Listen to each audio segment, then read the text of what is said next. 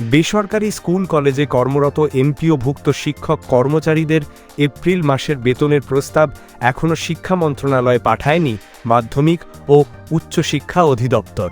চলতি সপ্তাহে বেতনের প্রস্তাব পাঠানোর কথা থাকলেও সেটি নিয়ে অনিশ্চয়তা তৈরি হয়েছে। বেতনের প্রস্তাব তৈরির দায়িত্বে থাকা এক কর্মকর্তা অসুস্থ হওয়ায় এই অবস্থার সৃষ্টি হয়েছে বলে জানা গেছে। এ বিষয়ে শিক্ষা মন্ত্রণালয়ের মাধ্যমিক ও উচ্চশিক্ষা বিভাগের অতিরিক্ত সচিব মিজানুর রহমান বলেন, মাধ্যমিক ও উচ্চশিক্ষা অধিদপ্তরের education management information system EMIS সেলের সিনিয়র সিস্টেম অ্যানালিস্ট ডেঙ্গুতে আক্রান্ত। এজন্য এখনও বেতনের প্রস্তাব মন্ত্রণালয়ে পাঠায়নি সংশ্লিষ্টরা। কবে নাগাদ এপ্রিলের বেতনের প্রস্তাব মন্ত্রণালয়ে আসবে এমন প্রশ্নের জবাবে অতিরিক্ত সচিব বলেন, চলতি সপ্তাহে বেতনের প্রস্তাব মন্ত্রণালয়ে পাঠাতে বলেছি।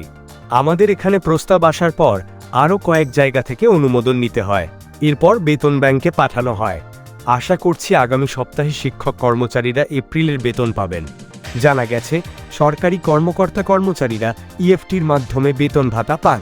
তবে বেসরকারি শিক্ষা প্রতিষ্ঠানে কর্মরত এমপিওভুক্ত শিক্ষক কর্মচারীদের বেতন ভাতা সরকারি কোষাগার থেকে ছাড় হলেও তা রাষ্ট্রায়ত্ত 8টি ব্যাংকের মাধ্যমে অ্যানালগ পদ্ধতিতে ছাড় হয়। এই অর্থ তুলতে শিক্ষকদের নানা ভোগান্তিতে পড়তে হতো। এর পরিপ্রেক্ষিতে গত 5 অক্টোবর বিশ্ব শিক্ষক দিবসে EFTতে বেসরকারি শিক্ষকদের এমপিওর বেতন ভাতা দেওয়ার ঘোষণা দেয় শিক্ষা মন্ত্রণালয়। আগামী সপ্তাহে বেতন পাওয়ার কথা থাকলেও বেতনের প্রস্তাব না পাঠানোয় সেই সম্ভাবনাও ক্ষীণ হয়ে গেল। এই খবরটি শোনার পরে আপনার অনুভূতি কি?